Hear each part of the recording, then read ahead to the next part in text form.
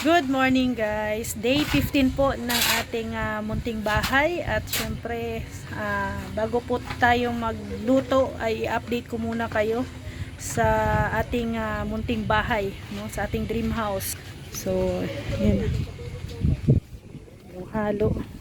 And continuation po ang kanilang pag-aasintada dito sa likod. Nagbaga sa pathway. Asintada na po. Huling halo blocks na yan? May dalawa pa. May dalawa pa pala dito sa likod. Beam na.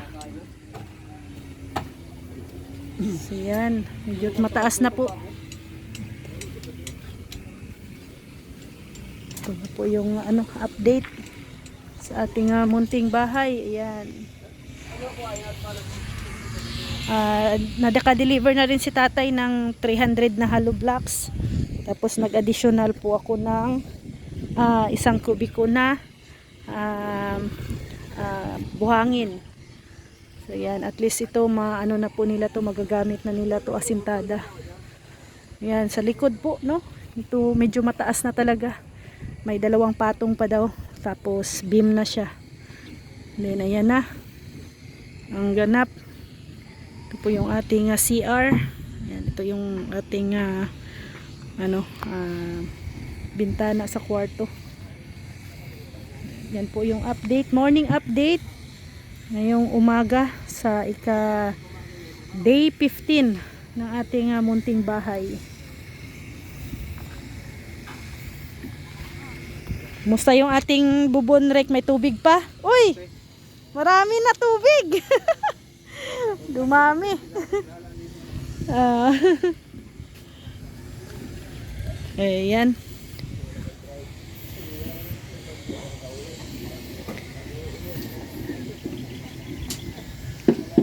Bubuhusan ulit. Ayan. Apakan.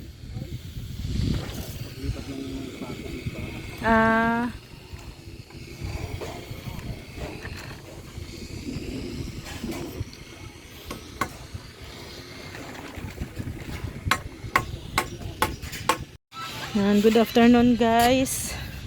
Update sa tanghali. Ito na po yung update. Mataas na po ang doon sa likod, firewall.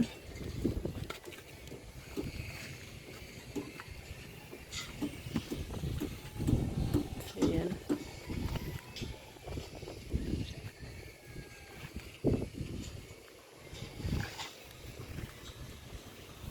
Ito po yung update sa ating bintana.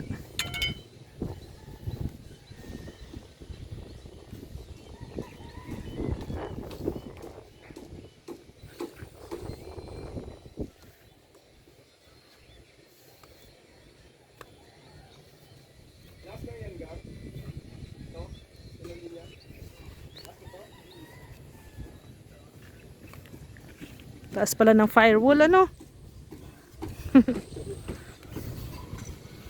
Taas nga.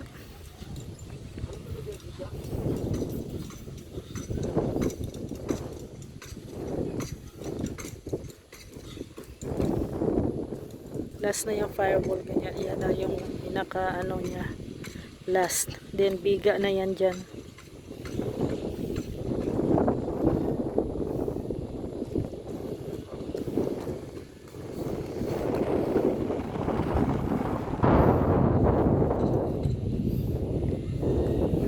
Next po ang bubong. So medyo malaki-laki ang gagastusin sa bubong.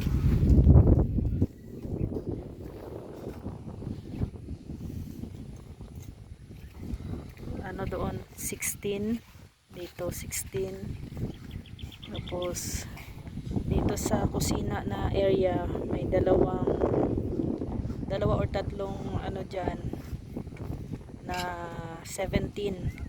Pina-overlaps namin guys para yung pinto sa dito sa exit ay hindi masyadong maulanan, no? So pina 70 namin, may overlaps dyan na pero lang naman siya, dalawa or tatlong yero yata dito sa exit, no, na overlaps. Then ang dito nasa ano na siya, 13.4 or ano, nasa dito pagdating dito sa may dito na side, nasa 13.4 centimeters.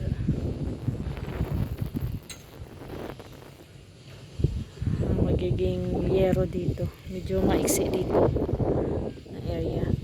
So doon lang ang 16, lahat doon naka 16 parehas sa CR yung ano doon yung yero, at dito naka 16 yung yero dito na side, hanggang ano na to, hanggang dito na yan sa boundary na to.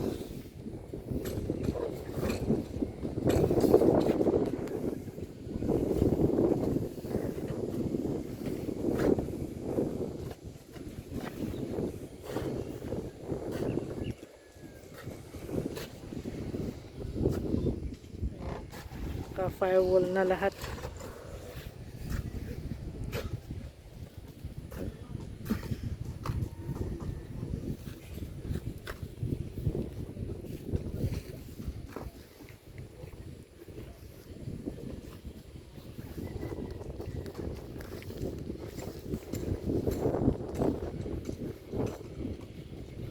Tapos dito sa ano, sa may sala at saka sa terrace, ano lang po yan, nasa 13 or 14 feet na yero. So doon lang ang pina-overlaps namin, yung sa may exit door, pina-overlaps namin yung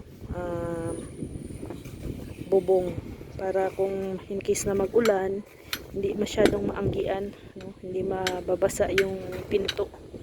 Kasi pag naulan po kasi ay, lalo na pag malakas yung hangin, so baka papasok doon sa loob ng bahay. Kaya karoon kami ng overlaps dyan. Mga siguro ano, dalawang ano yata, dalawang yero. Dyan. Dalawang ano yan, 17. Yan, 17 sa feet. Isa na lang yan, pinalong span.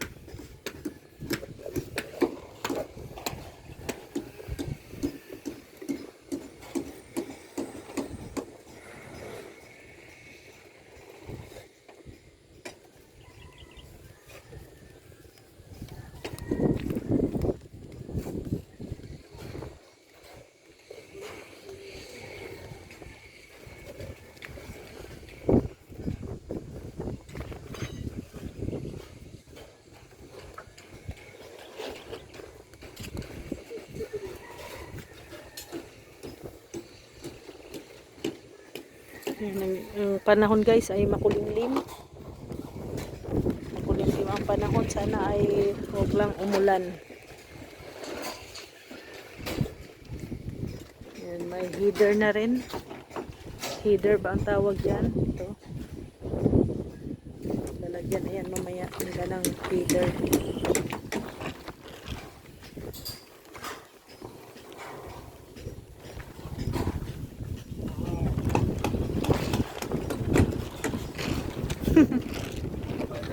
Ha?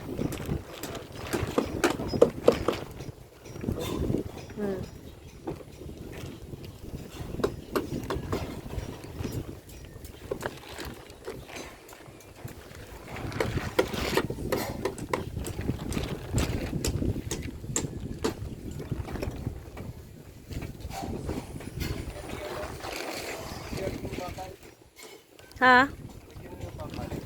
Oo nga. Maganda na tingnan oh, pag na-flat oh. Malaki na din pala siya. Ha? Ilagyan ng bakal para matibay daw. Oo. Yung bintana.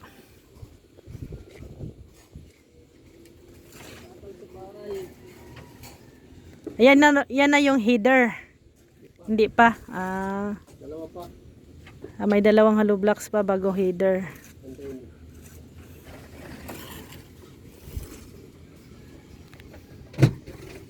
Mataas. yan dyan, ano? Taas yan dyan. Ayos lang.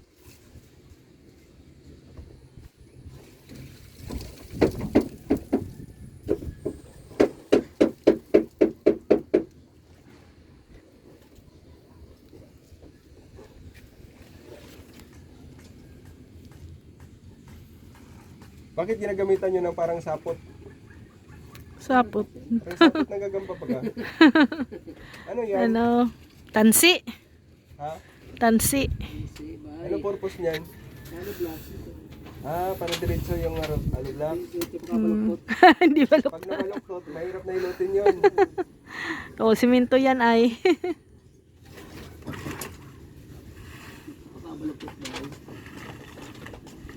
Yan pala yung ano, technique nila.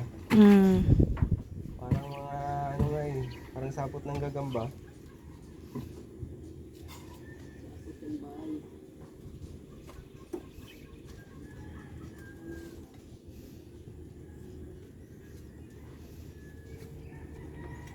Sapot ng gagamba.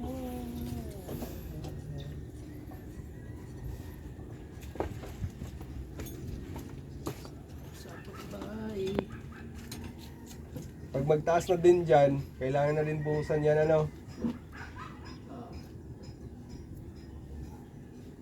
Para magtibay na. Magtibay na yung mga hollow blocks. Hmm.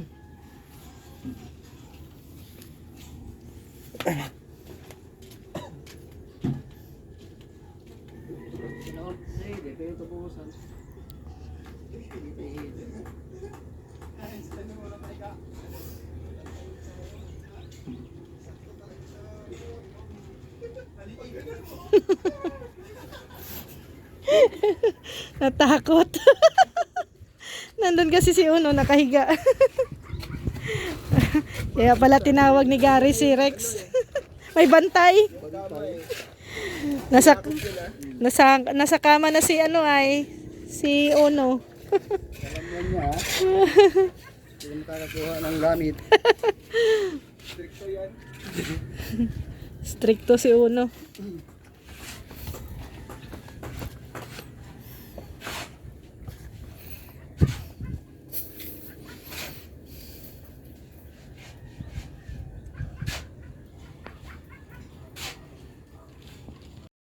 So yan guys, dahil malakas ang ulan, merienda muna yung ating karpentero, alas 3 ng hapon, grabe.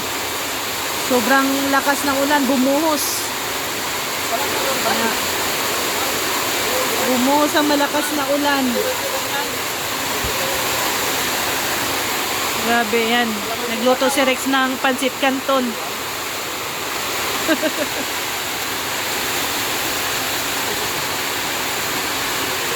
Kasi may slice bread. Ay di, yung tinapay natin nababasa.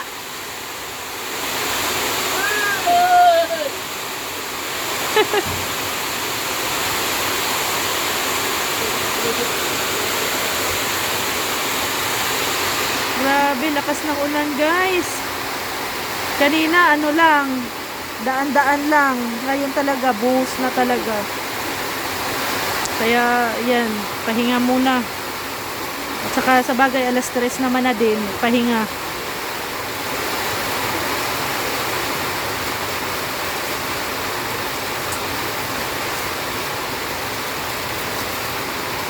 Imbis na makapasok na ang materyales, hindi na naman.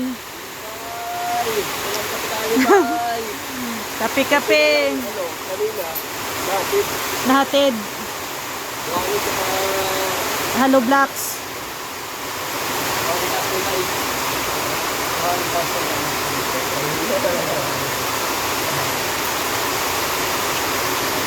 Pambihira.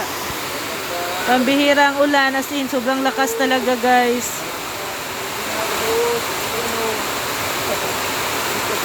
Yung bag nyo, baka nabasa.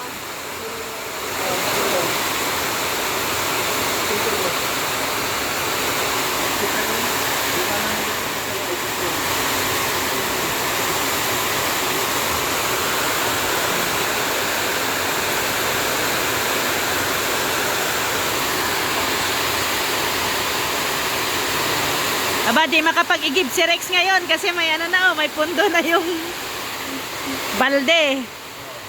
Panghugas. Tubig ulan, may panghugas na.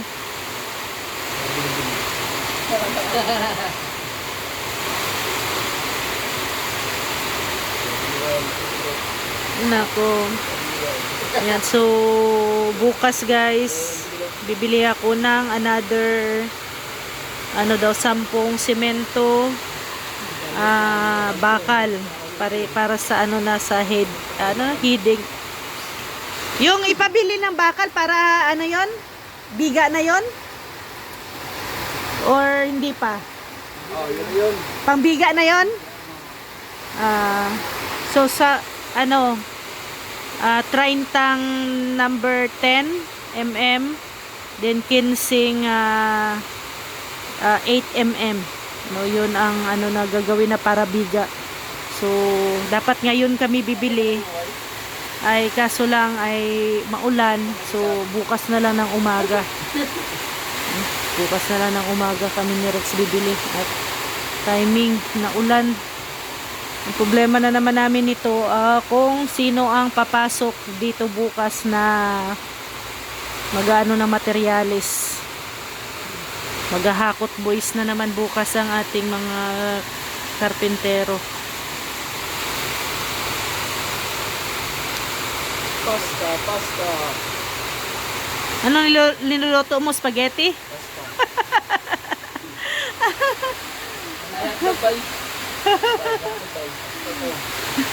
Ano lang to, carrots?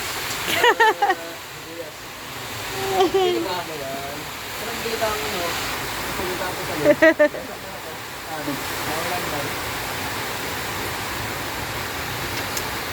Ayan guys.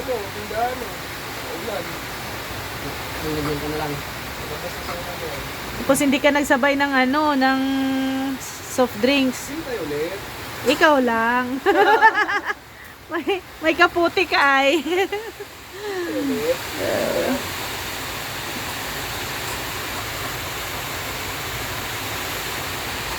Sana ay tumigil na. Sana ay tumigil na po ang ulan. Lakas po. Grabe.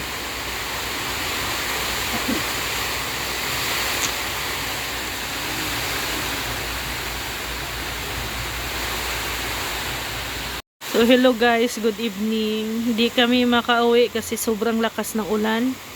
Kaya na ano po kami, na-stuck kami dito sa barracks. Grabe. Lakas ng ulan, hindi na natigil guys. Kanina pa. Kaya dito na muna kami matutulog.